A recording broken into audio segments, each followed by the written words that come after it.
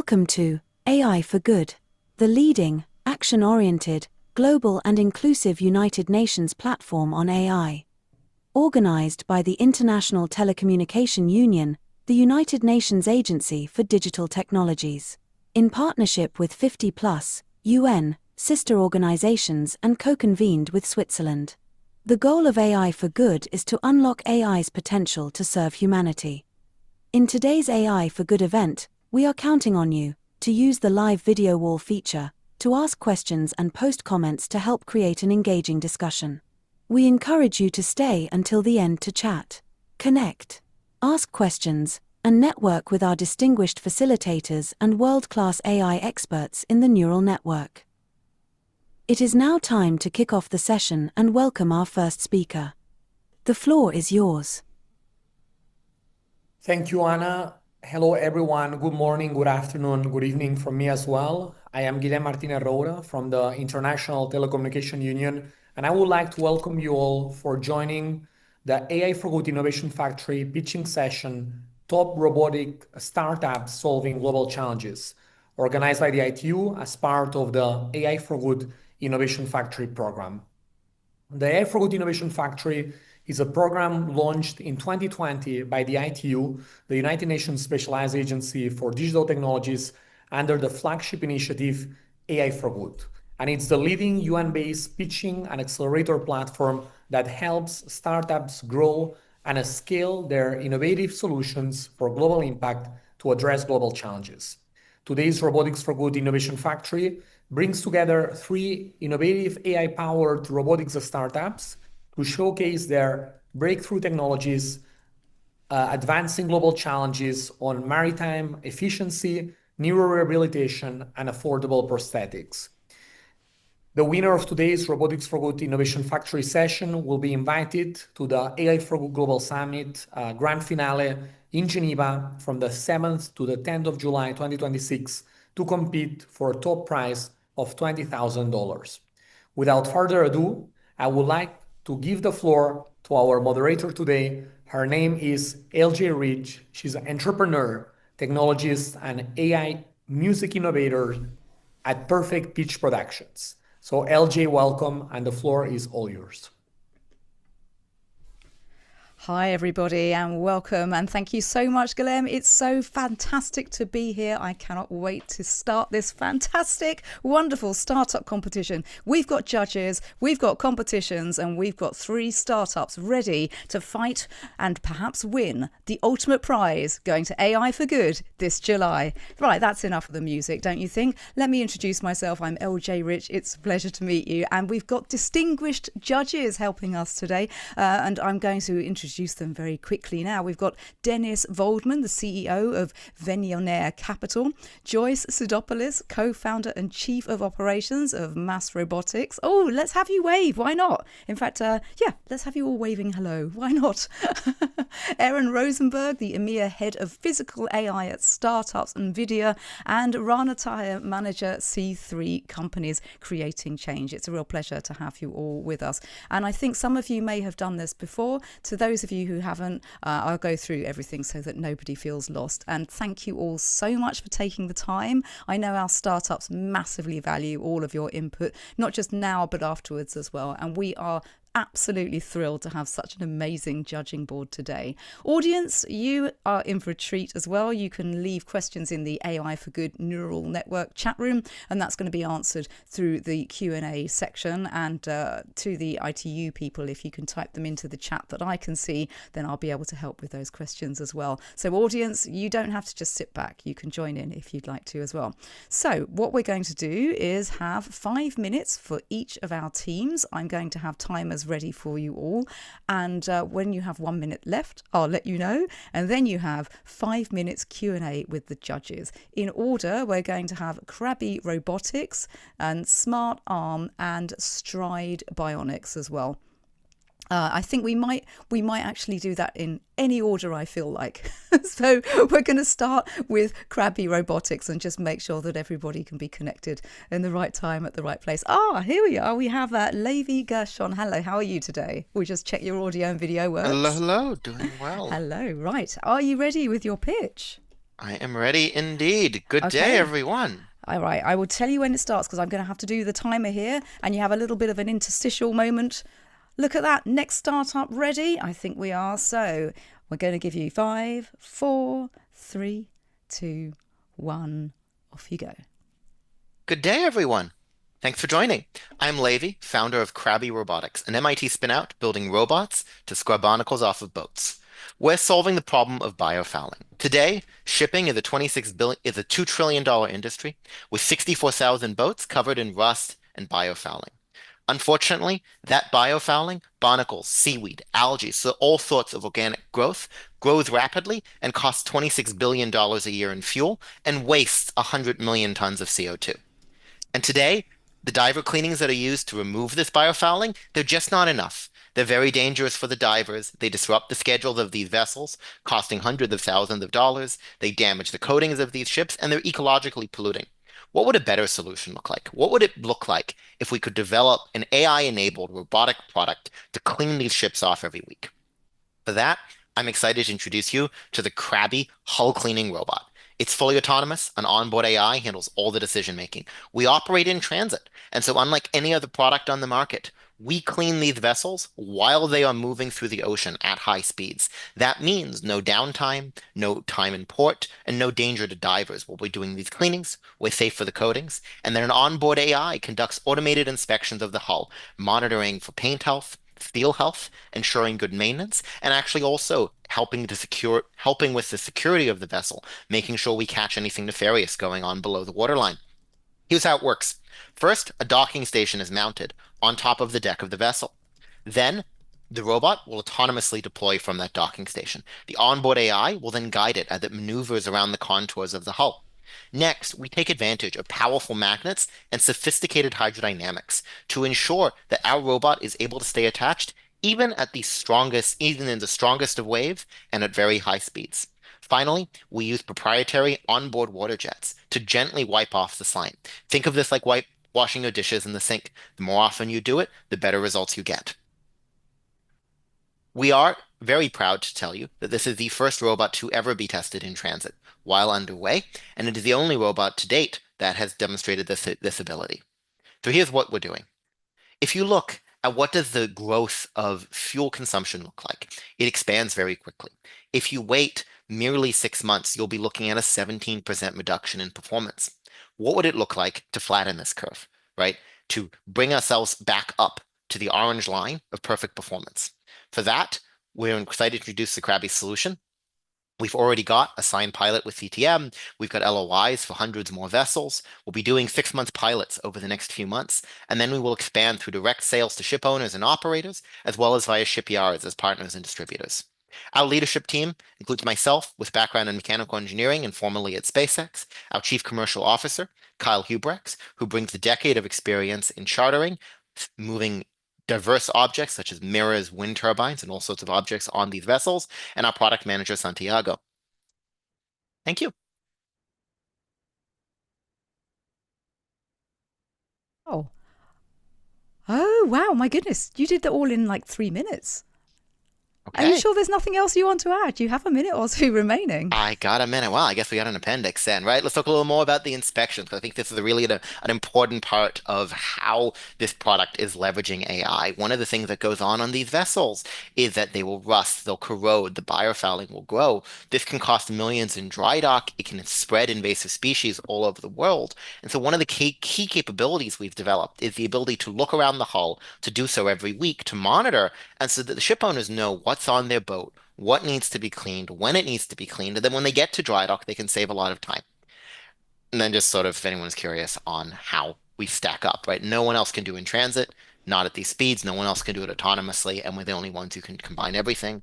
You're looking at $500,000 plus of downtime to use any other product. All right, that sounds like you're finished now. Am I right? I'm pretty, yeah. That was brilliant. I was going to use a little smart timer, but we don't need to. So, judges, I'm just going to chat for a little bit to get you all ready so that you can come back online for us, please, so that we can have some questions. And I have obviously got a 5-minute timer for questions to be asked as well. So, I can see we've already got a question from Joyce. And what I'm going to do is just let you, judges, ask questions. You don't need to ask me because that's just going to waste time. So when you're ready, judges, you're going to have 5 minutes on the clock, starting now. Hi, Levi. Nice to see you. Love hearing all your progress. My question is, what is your business model? So, are you selling the robot to the ship owners, or is it more robots as a service, and what's the cost? It's a great question, and it's one that we've spent a lot of time thinking about. What we've gone with is a robot as a service model, RaaS as it's called, where we sell the robot to the consumer, and then they pay a fixed fee per year for cleanings. What this looks like is you go from individual cleanings, which can be $20,000 to $40,000 for the cleaning, another 20 and make sure that you are can tackle different scenarios and make sure that you are can tackle different scenarios. Yeah, as you say, right, these are very important questions to anyone sort of deploying these sorts of products in the field. We got a couple different things going for us.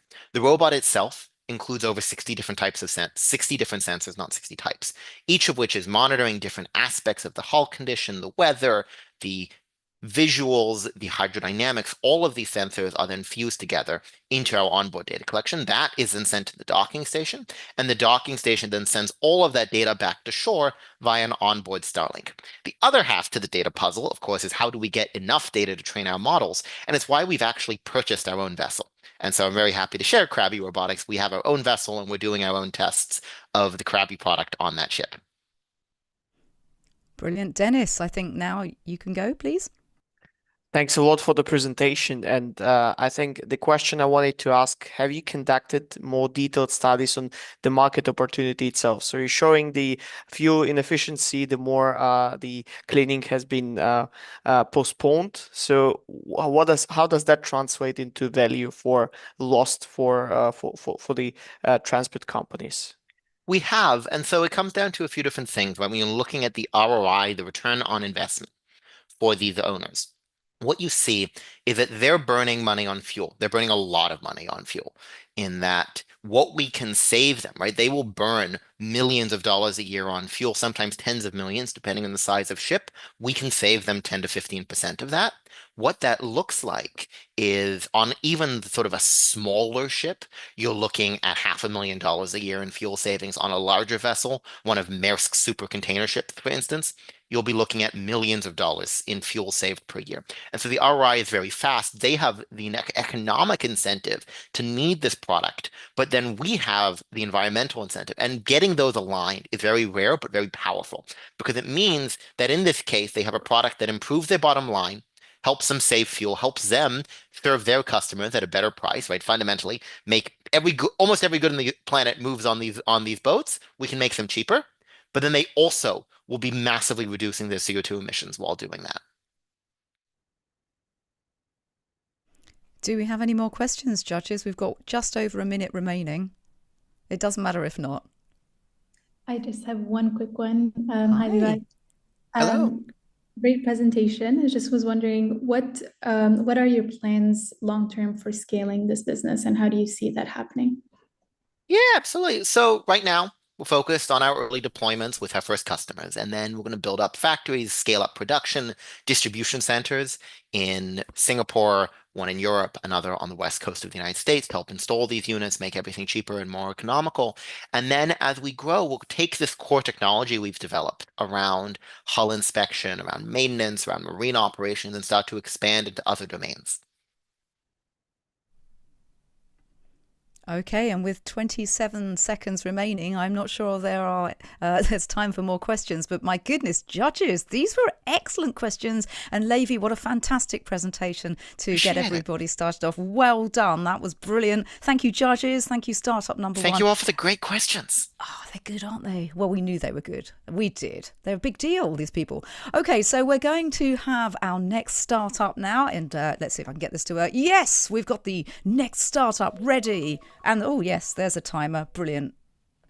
I'm trying to do 800 things at once, and some of it's working brilliantly, which is the main thing. All right, so can we have our second startup, please? This is Stride Bionics, and we're very excited to have you give us a 5-minute pitch. We just check that your video and audio is working before we start anything. Hello. Just check. Hello there. Can you hear me? How are you doing? All right. So everybody else, please turn off your cameras and microphones if you're not with Stride Bionics. And I'm going to give you 5 minutes on the clock. Just make sure everything's working. This is good. All right. Ready, steady, go. Hi, everybody. Thank you for this opportunity. My name is Gabe Valdez. I'm CEO of Stride Bionics, and I'm joined today by Dr. Santiago Canete, our president and CTO. We're spinning out a wearable robotic device for stroke survivors from Harvard. And really what we're building here is for a future of unbounded independence accessible to all. Let's tell you why that matters for stroke survivors. Santi?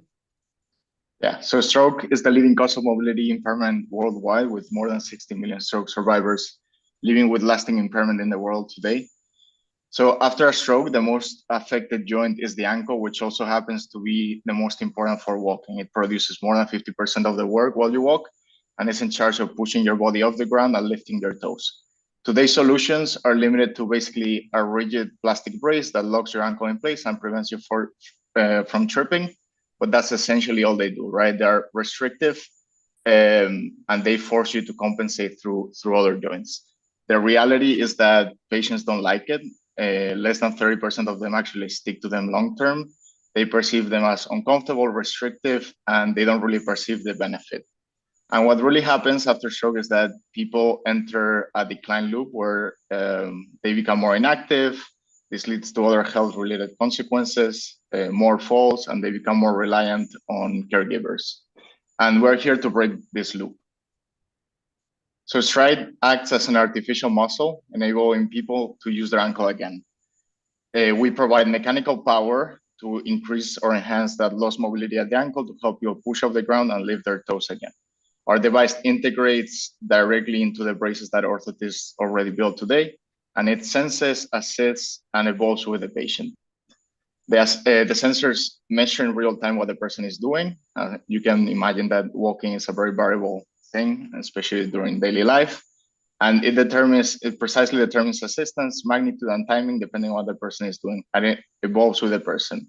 The AI is learning continuously from the person to personalize the assistance to their needs. Our onboard sensors are estimating in real time with AI models what the person is doing and providing the precise biomechanical metrics that clinicians need to make informed decisions. And we have the data already to show this. We've tested with more than 15 people in the chronic phase of stroke from 2 to 13 years after stroke that have long-term lasting impairments at the ankle. And we show that they're able to walk faster, safer, and further. These are people, this was a single session where we saw immediate benefits from them wearing the device. And these are also people that have had no other solutions for more than 2 to 13 years. And we show immediate gains. All right. And really what we're working through here is that the fastest path to scale for these devices is through the orthotists. So orthotists are the clinical gatekeepers for bracing. They evaluate the patient, they fit the patient, and they manage care post-stroke. And we're going to sell our device to these orthotists where we just want to be a powered joint, a component on their shelf, so that when they make a brace for a patient, they grab our device, screw it into the brace, and now that patient can have powered ankle augmentation in their daily lives. Our commercial model is validated in the US. We're targeting a reimbursement price of $20K per unit, and that's a clinical gross margin for the orthotist of $10K, and ourselves with our unit cost down to $1K at scale, resulting in $9K gross margin. But these unit economics in the US really validate and enable global deployment and evidence generation. So we're working and building relationships with clinical partners and strategic partners around the world to be able to deploy this technology to collect the real world evidence that we need to build for the US. And we're engaging an FDA, former FDA reviewer, advisor of ours, to help us build that international expansion plan as we hit regulatory stage gates in the US. And this device isn't just the 1 ankle. minute remaining. You got it. Sorry. The core underlying technology is really applicable to the hip as well as the ankle. So we start off with the ankle, and that's 200,000 patients in the US every year, but expand further into the hip and the knee and also indications, orthopedic injury, think knee replacement or ACL tears. And then that enables us also to expand globally with 14 million patients around the world every year that need powered assistance during rehab. This is the team, myself, CEO, Santi as CTO, and Connor, who is the head of the Harvard Biodesign Lab, Chief Science Officer, and we're supported by leading O&P experts, former FDA reviewer, and former executives at global brace manufacturers. And we're raising 1 million pre-seed safe today to hit 4 milestones to de-risk this platform across the Harvard license for our core technology, submit FDA pre-sub and breakthrough device designation, complete the alpha product prototype, hit the pilot sites, and hire the team. And that's time. Thank you.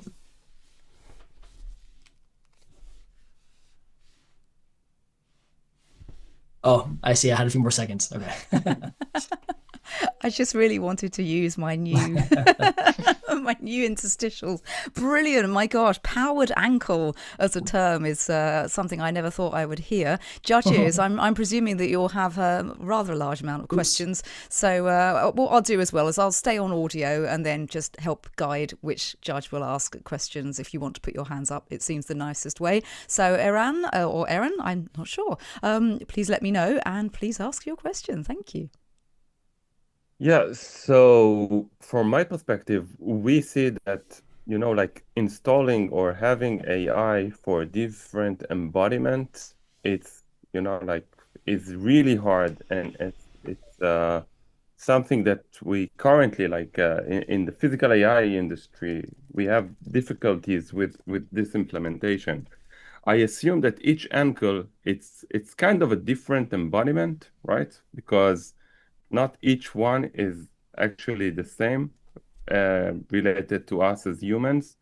Can you try to tackle how you are taking this with humans? Yeah, so I mean, obviously human movement is very complicated, as you said, and everyone's walking pattern is different, and that is particularly true for people that have suffered a stroke or have any other type of impairment. They're more variable. So that's where all the work that we've done in building algorithms that adapt to the person's movement is very important here, and I think it's one of our biggest competitive advantage compared to other products or devices. And the way we do this is we're tracking biomechanical metrics that are meaningful, like walking speed, energetic stability, and continuously through machine learning, the device is learning to maximize these parameters. And there's a lot of other things happening in the background to make sure that it's matching how the person walks and the assistance is effective. What I would add is that this is also coming out of the Harvard Biodesign Lab, one of the leading labs around powered exoskeletons for human movement. So it's 5+ years in the motion control lab, really building out these core algorithms to support human movement. Brilliant. Joyce, we're going to come. Oh, you want to keep going with this question? We've got 2 other judges to keep happy, just letting you know. One last thing. Have you thought about moving into what we are seeing in locomotion, like reinforcement learning, in order to tackle it? So it is reinforcement learning. It is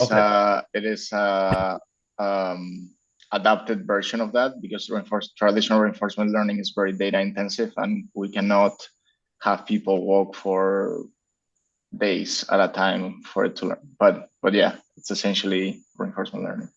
Okay. Yeah. Right now, I think it's 30 minutes of walking, and we're bringing that down to 15 minutes to get the model to work. All right, Joyce, over to you. Yeah, so I have a couple questions, but the first is, so you're seeking funding to get through the regulatory FDA approval kind of phase. How long does that take before you actually you get through that, and then you can start putting things into the field?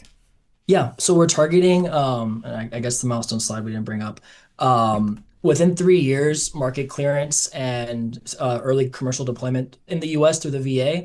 We believe through our FDA advisor, earlier FDA stage gates can actually unlock international expansion. So there's other markets and places that we can open up, partly for clinical data, partly for early commercial sales internationally.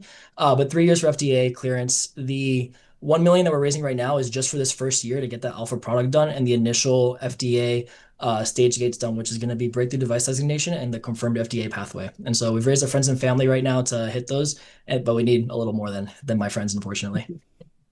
Okay, Thank you. thank you. Dennis, I can have I another come to quick question if we have time about the battery We've only life. got 1 minute left, so Oh, is it okay no, to let Dennis do a quick one and then come back to you? We'll follow up after too. Joyce, please continue. It's fine. Oh, I was just going to ask what the battery life is on something like this. Like, is it something that people wear, for a bunch of days in a row when you're collecting data, or is it a one-time thing? How does that work? Yeah, so this device is meant for daily use. So it's something that people would wear during their daily activities. The problem is when you put weight out, like the bigger the battery, the heavier it is, right? So the current work we're doing is in terms of usability, what's the exact battery size, and what we're gonna do is have a smaller battery that lasts about an hour of continuous walking, which is already a lot of time for a stroke patient.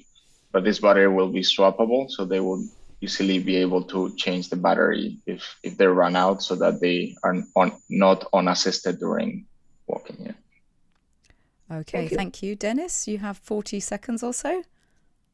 Yeah, thank you. My question is about the adoption. Have you done any studies on people and patients that how they ready are they to go into an extra mile and use something that's not so, let's say, natural for them, not so clear to understand how that works. Santi, you want to hit that one, or I can follow up? Yeah, I can start and then you can. So yeah, because there are different aspects to that, but we've done a lot of studies. Like as Gabe was mentioning, this lab has been working on this problem for about 10 years now. We've maybe done studies with around 60 to 80 people overall. Oh, there we go. Thank you so much for your time. I'm so sorry. It's a horrible job sometimes having to do this, because I know that you can probably, both judges and startups could probably speak for quite a long time. It's a very exquisite kind of torture, isn't it, that there's so many other questions to ask. But you're doing brilliantly, judges and startups as well. Thank you so much. Again, some fantastic questions and answers. Well, we've got one startup remaining. We know they're connected as well. So why don't we get them up for our 5 minutes of hearing the pitches. Judges, I'm going to let you relax for a little bit longer and come back in 5 minutes or so before you go and discuss and deliberate whilst I have a chat with the startups. So we've got Smart Arm, and this is Hamayal Chowdhury. Hello, how are you doing? Hi, I'm good. How are you? I'm very good, thank you. Is your video and audio working? We'll make sure of that before I start my timer. It's always good to have that full 5 minutes instead of, can you hear me? What about now? What about now? Yeah. So let's get that working. There we go. The screen sharing. There's the slide. All right, your 5 minutes start now. Awesome. So I'm Amal. I'm the founder and CEO at SmartArm. And at SmartArm, we're essentially on a journey to empower human autonomy through dexterity and robotics. And really, the story started a couple years ago now when I met Sakai. She's now a great friend of mine. She's a mother of two, she's a small business owner, and she happened to be born with a congenital limb difference on her left arm. And so she basically told me about this problem where she felt very neglected by the current market for prosthetics. She found them to be quite expensive, and yet they still vastly underperformed in terms of the functionality that they delivered at any price point. And so listening to her problem and trying to understand what she wanted to do in her daily life with a, ideal prosthetic, we effectively built the world's first ever bionic arm powered by AI vision to solve her problem. Essentially, how this works is there's a camera built into the arm, and anything you want to pick up or interact with, the camera sees exactly what you're about to grasp or interact with, and it uses our custom built model to figure out exactly what to do with that object. And so, to give you a quick demo, here it is in action. Reach.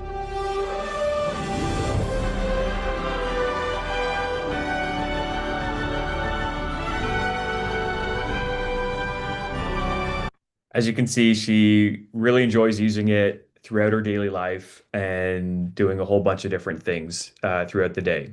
So it turns out there are a lot more people just like Sakai. We estimate an initial market size to be about 3 million people across developed parts of the world living with an upper limb difference. And we found about 90 to 95% of this demographic currently does not have access to prosthetics, either due to high cost or lack of functionality. And in terms of sizing, we estimate this to be about a $45 billion market, initial prosthetic market size for SmartArm. And to tell you a little bit about the traction we've had, we've tested the device with a number of different users throughout the past couple of years. Here are a few that we're really excited to highlight. We have Gary, who's the first double smart arm user. He's a double transradial amputee. We have our first youth user, and we've actually also partnered with the NFL's first football player to play with an upper limb difference, Shaquem Griffin. And in terms of bringing this all to market, we've partnered with some fantastic organizations around the world that have helped not only throughout the R&D and testing phase, but also through the commercialization phase of this, including NVIDIA's Inception program, AWS for startups. We're very excited to partner with the Mars Mobility Unlimited Hub here in Toronto.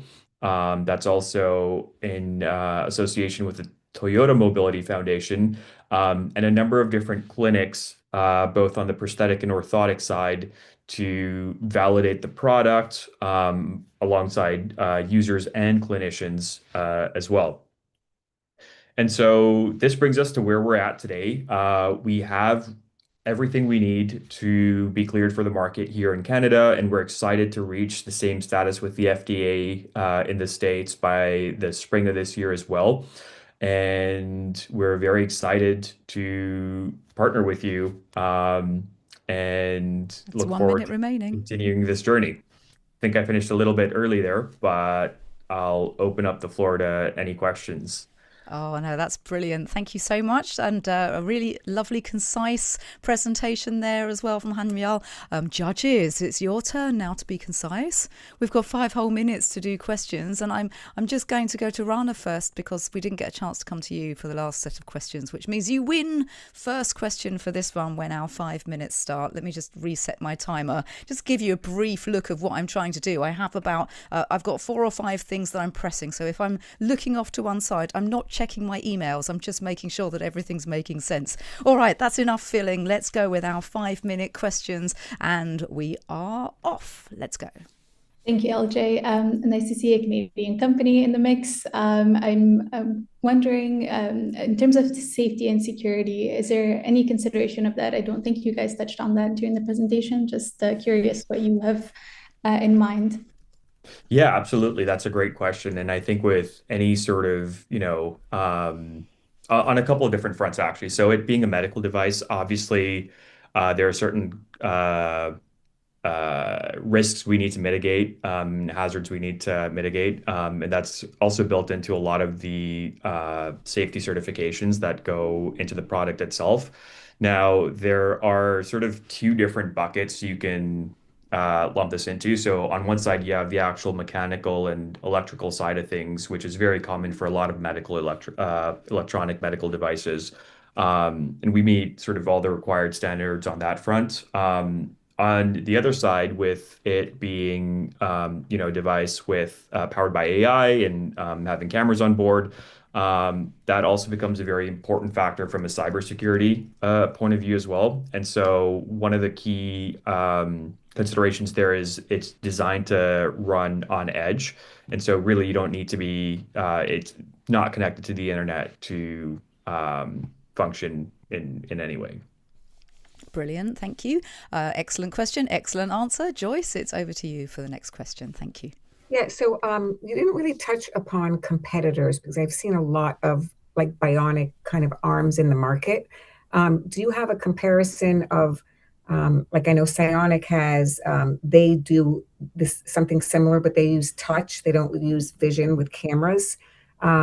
Is there a reason that you do the cameras, and do you have any future kind of like plans to go with like a touch for gripping? and the battery life. So if you're using a camera, doesn't that take a lot of battery charge?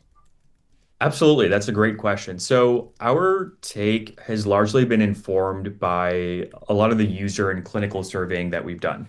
And what we found is there are a lot of, different competitors when it comes to prosthetic arms, prosthetic hands, sorry. And largely what we found is although there are different manufacturers, the control system largely remains the same.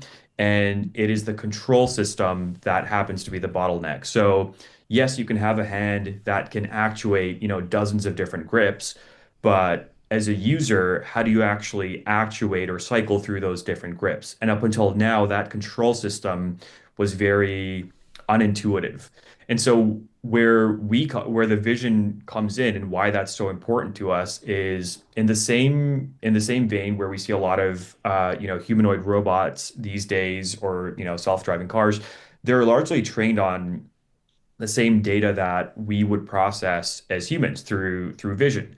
And so to us, it made a lot of sense, to make a device that could see and think in the real world, just like we would with our eyes, essentially. So, instead of your eyes seeing the object, it's the camera, and instead of, your brain or muscle memory kicking in terms of what to do with the object, it's offloaded to the AI. You also brought up another great point about the battery. We have done a lot of optimizing to make sure that, we're able to consume as little power as possible. And so we have designed it to run roughly on a full day, depending on the use, of course, on a single charge. All right. Thanks very Nice, much. thank you. Iran, we have a question from you as well, please. And just over a minute. Oh, a minute remaining. Yeah, so I think that I need some clarification because from what we are seeing in the industry, robotics arms are still not there with, like all this pick and place and dexterity. And you are coming here and show us the presentation that you tackled it in structural environment, right? Like robotics arms are even less complex, right? They are inside this production line and they need to pick and place 20 different obstacles or objects. And you're coming and you are saying that you actually tackled this. So first of all, I think that you need to put more clarity on what is the breaking news from your AI perspective. It's crucial.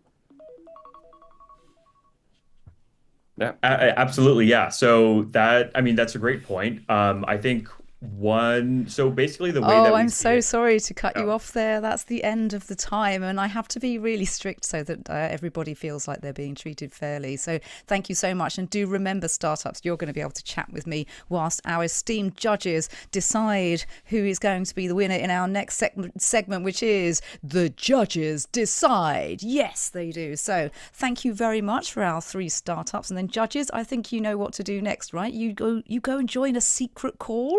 You're going to go and join a secret call and have conversations. You're literally going to be talking about us whilst we're in the other room. Hopefully just, mainly nice things, I'm hoping. And so once you all join, we're going to invite our brilliant startups back on to have a chat whilst we do deliberating, because otherwise it's a panel. Oh, remember to leave this call whilst you're having the other secret call, because otherwise it's not secret at all. So there we go. I'm going to... oh, no. You're all in the same call.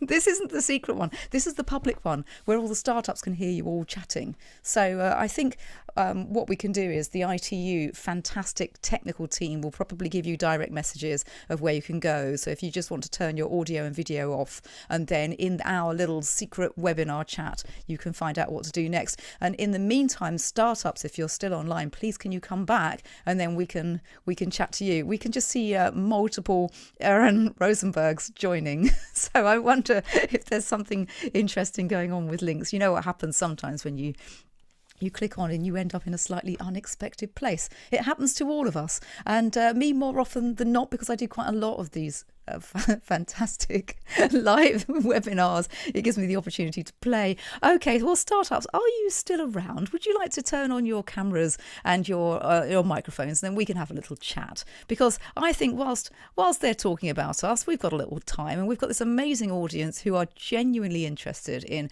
AI for good and all of the amazing stuff that goes on there. So normally what happens in these sorts of situations is I'm asking you all questions, but what I think might be quite fun is for perhaps you to ask me some questions as well.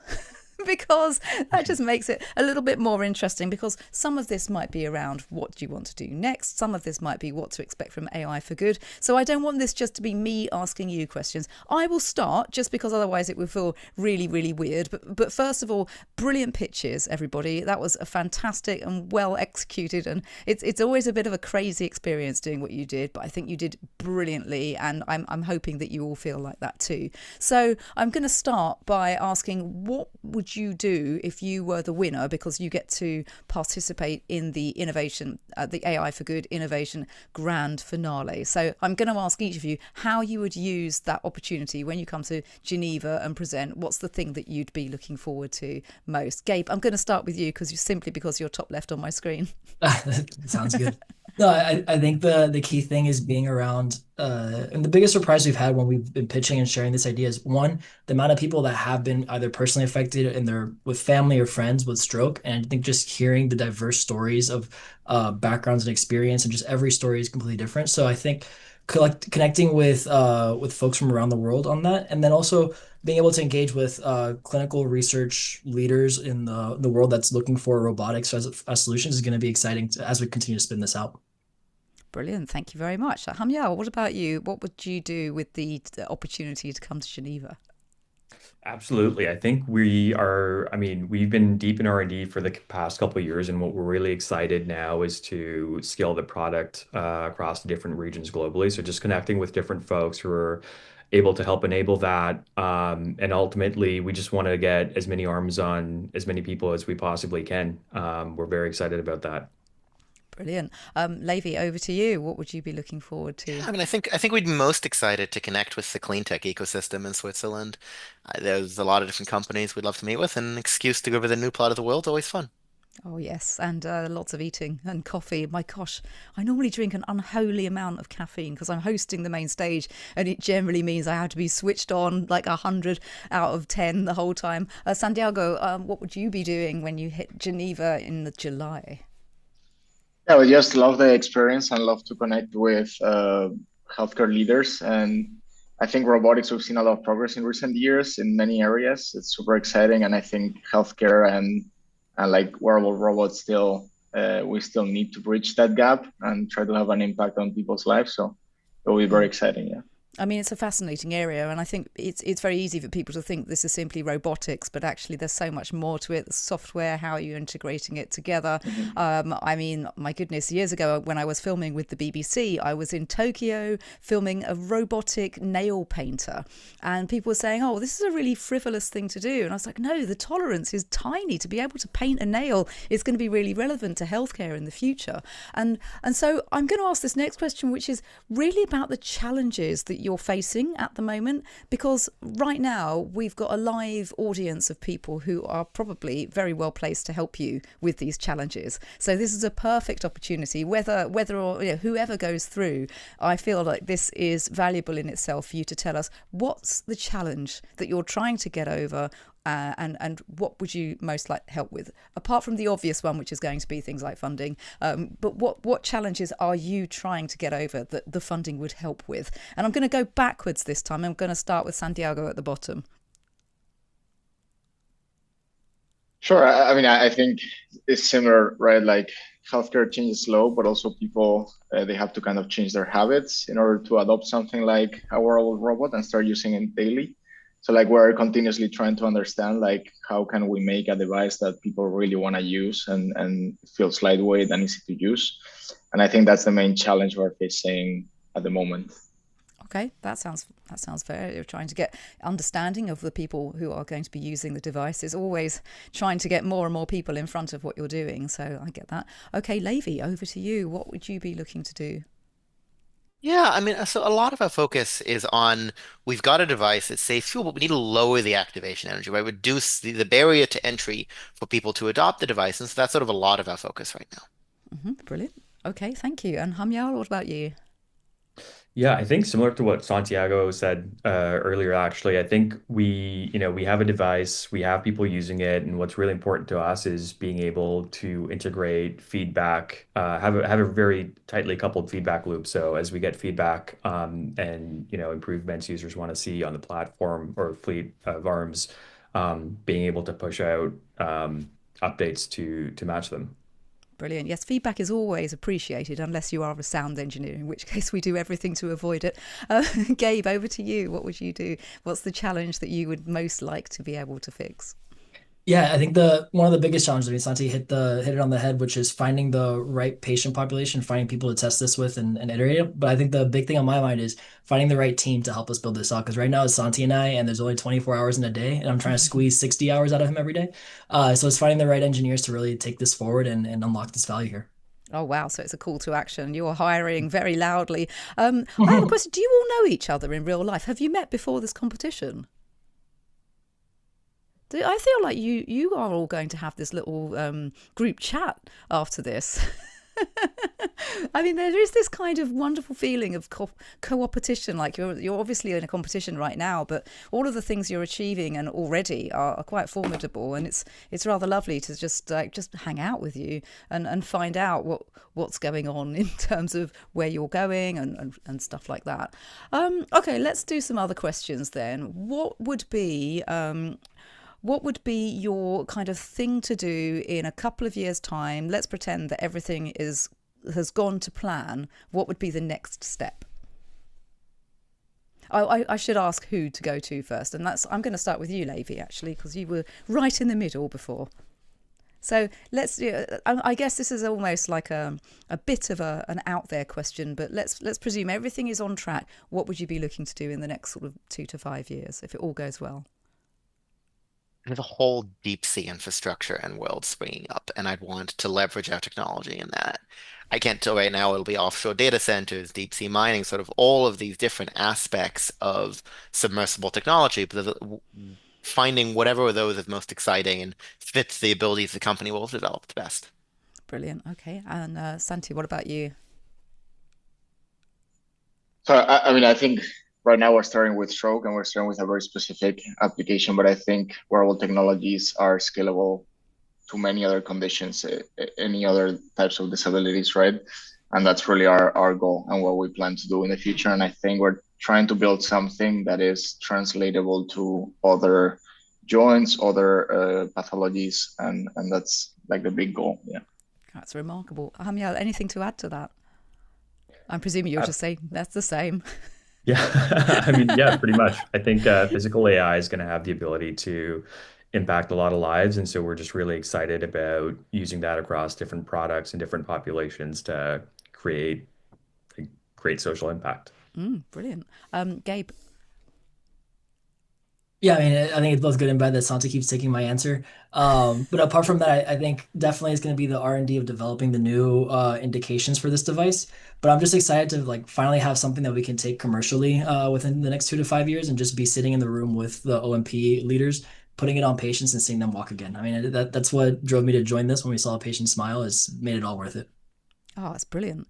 I think in 2019, I tried an exoskeleton with a lady who was a basketball champion, and the two of us were walking along in this in this device. It's an amazingly empowering way to make people feel, I don't know, there's something about this technology which is more than helping people with different abilities. It's actually going to help anybody be able to do something. Guess what? The judges are still discussing, everybody. I'm really sorry to keep you on tenterhooks like this. I've been sort of messaging back and forth whilst chatting with you, and so far they are still talking. So just to give you an idea of what's going to happen, when they come back, I'm going to ask one of them to share some feedback, and then we're going to get the winner, who's going to be invited to Geneva for the AI for Good Global Summit. And I will be there, so you must make sure to come say hi. I will probably have had so much coffee at that point that I can see through time, but please reintroduce introduce yourself to me, because I will remember our conversation. So I think we just wait for another couple of minutes. And whilst we do, I do want to have this little AI chat, which is, when did you kind of get interested in AI as we sort of know it? I mean, I guess for me it was maybe 2018, which is quite early, considering that what ChatGPT was 2022, 23. It feels like time's gone very strange since COVID anyway, so nobody really knows. But I think let's start with you, Gabe. Again, when did you first feel that AI was the next thing to be interested in? Yeah, I remember it was my second job out from undergrad, and someone was mentioning, hey, there's this new solution, ChatGPT. It's going to change the world. It's going to replace consulting, and you're not going to have to make slides again. And I remember using it and be like, this is not replacing me anytime soon. And it's crazy how far we've come since then. But I think that was the first taste. And then in business school, like the entire time was just, how can we use AI every day? Which was mind blowing to see just how much more we've advanced since then.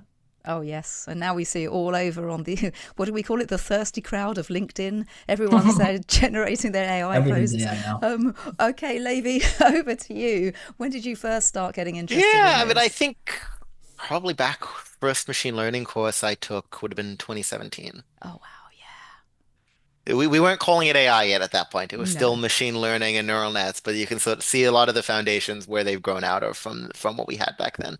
Oh, yeah. I was on like GPT-2 before ChatGPT, and I was going on the radio playing AI-generated bits of fiction based on authors and going, this is going to change everything. And everyone was like, no, we've done AI now. It's not going to affect anything. Of course, we are the ones that are right. Finally, we're right about something. Santi, what about you? When did you first get interested in AI? It's funny that Levi says that. I remember my first ML class, I think, 2017, something like that. It was called pattern recognition, actually, not machine learning. But yeah, I think when you work on a hard problem, like for example, human movement, right? It's so hard. Like I'm a controls person and optimization, and the problem is so complicated, so variable. So that is when you start to understand that the only solution is to have a data-driven method that can learn like these very general behavioral models, right? So yeah, I think like probably more interest in the last 3-4 years. Yeah. Mm-hmm. Yeah. Hamya, what about you? Were you kind of AI native? When did you get the bug? Yeah, I think it was also around the 2017, 2018 time period. And I think before LLMs, for me, it was actually vision-based, obviously. And largely, all the buzz around self-driving cars and whatnot.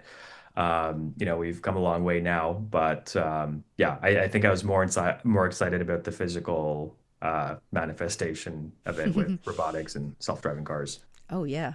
I met these two guys that had built a robot that could solve the Rubik's Cube using machine vision. This was many years ago, like 2014 or something.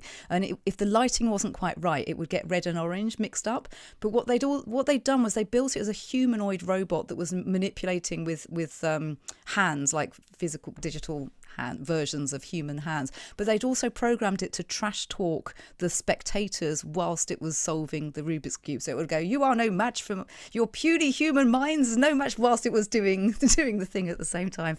I'm now quite interested in whether the judges are coming back at all now, because it has been quite some time. I guess this means that all of your startups are of enough merit for them to really start fighting about this in the other secret back room call that they're currently on. So I'm just going to type into my little extra chat here, where are the judges? I mean, this is a great problem to have. And whilst I've typed that in, I've got a question from the audience. Oh, this is interesting. This is what sort of human impact we're going to be talking about. So how many communities are involved as part of the studies that you've done, anything like that. This is going back to a proper question as opposed to my kind of slightly weirder ones. I think, before we get you to answer that question, which is about the human impact and really the communities that were involved as part of your studies, the judges are almost done. So with that in mind, let's chat a little bit about the communities that you're building. And do you know what, Levi, I'm going to start with you because it's such a sort of wide area that you're covering, the ocean. Yeah, I mean it's almost funny in a way. It's like on the one hand, like which community? Well, the short answer is everyone. In a lot of ways, we like to think of the product we're building as we're trying to take 0.5% of global CO2 out of the atmosphere, and also while we're doing that, make the price of soybeans 0.5% or a percent cheaper, wheat cheaper, make the not just everyone's iPhones, but sort of the base material, the iron, the aluminum, all of the goods flowing around the arteries of the world economy. How do we make that flow a little smoother? Yeah, I think it's really hard to talk about impact without slowly fanning out to the entire world and everybody in it. But I think you did that brilliantly. Gabe, what about you? What's the sort of community areas that were part of your study? Yeah, I'd actually defer the question to Santi because he was the one that was there. I joined much later. He's been leading the clinical studies for the device for 3 years now. Are you bouncing the question over? I'm quite happy for that. Yeah, so as robotics engineers, it's very important to have collaborators and have people that understand the medical side. So we've very closely always collaborated with hospitals like MGH, Brigham Women's Hospital, Boston University, Spalding. So these are big rehabilitation institutions with a lot of patients that need our help. And we've always taken their feedback very seriously and tried to help. And yeah. Oh, it's lovely. Thank you. Thank you so much. Hamyal, I think you're the only one that hasn't said anything yet. Yes. Did you think my brain just stopped just then? It's All because good. the judges are about to join. So, yes. Oh, hang on. No, I should be on Do Not Disturb. Hang on, the chaos is happening. Let me just set myself to Do Not Disturb. I think we got the judges back. Yes, we have. Okay. Hello. Hello there, judges. The judges decide. Yes, we're ready to hear our feedback and final announcements. And thank you so much for all of the work that you put in, and also judges and startups. You've been incredibly patient as we sort of wind our way through this fabulous and slightly strange version of our innovation factory as I try out with all these new toys. So judges, thank you so much. I'm understanding that the next thing that's going to happen is we hear a little bit of feedback from you before we get our winners announcements. So over to you, judges. Oh, I didn't realize we were giving feedback on this. Okay. Oh, you don't have to. It's only I kind of have it in a rough bullet point script thing. But if it's more that you would like to announce the winner, we're very happy for that to happen. And then obviously you can give feedback to our startups later on. So how much time do we have? Probably 3 minutes or so. Judges? Yeah, I can try to help here. So first of all, great work. I think that each one of you are tackling a huge and important issue, and each one of you also using AI. I believe, totally believe, and not because I'm from NVIDIA and this is what we are doing. I believe that each company that is not going to use AI eventually will fade away. This is it goes the same with probably all the job that we have out there, right? So it will be lawyers and it will be doctors and it will be everything will be supported by AI, and each one of you are at the niche of AI. So I believe that the you are going to have a bright future. For the announcement, I think we we're going to decided. have. Oh, I think Joyce might be doing the announcement. But Aaron, thank you so much Yeah. for your feedback. And Dennis, do you want to mention a few things before we hand over to Rana, and then we'll go on to Joyce for the winner. I think the only thing is to thank you guys, of course, and it's been a very tight and whole discussion we had. So please go ahead.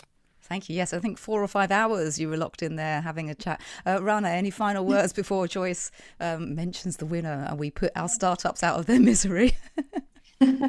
No, I'll keep it short. You made our life hard because they were such brilliant solutions, and I commend all of you for doing such a brilliant job. And it's very hard to compare, obviously, as you know, because you're all doing very different things, but we tried our best, and Joyce will take it from there. Wonderful. Thank you so much, Rana. Joyce, it's over to you for the announcement at the end of our fantastic hour together. Over to you for our winner. Yes, thank you. We did have a very healthy debate because all were super impressive, and all have such big impact. But in the end, what we decided was we wanted to go for more of a global impact that has to do with global warming. And as an investor, we wanted a more immediate type impact. And so the winner is Krabby. Congratulations. Yay! Krabby Thank you is the all. winner. Well done, everybody. And well done also to our other finalists who took part and judges. It's been absolutely amazing having you all here joining us.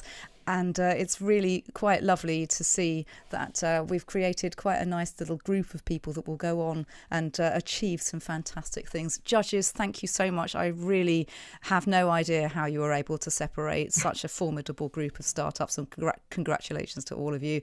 And a massive thanks to our finalists as well. And congratulations to Krabby, the winner. It now gives me pleasure. Am I closing this? I'm just going to ask out loud, or am I handing back to somebody from the ITU to close, just to make sure? Yes, I am. Okay, so I'm going to say thank you very much. A big thanks to our finalists. Big thanks to our judges. Congratulations once more to the winners. Finalists will stay in touch with you. Don't worry. There's going to be more of a chance for having hang on. It says here there's a closed session with the finalists to hear more about the business plans that you have in detail, and we're going to help you explore further business opportunities. This is fantastic. My goodness, that's great to hear. And also, we are very much looking forward to welcoming everyone to the upcoming AI for Good innovation. So stay tuned with us, and we're going to see you all next time. Judges, finalists, audience, and everyone. I've been LJ Rich. It's been a real pleasure. I hope you have a wonderful rest of day.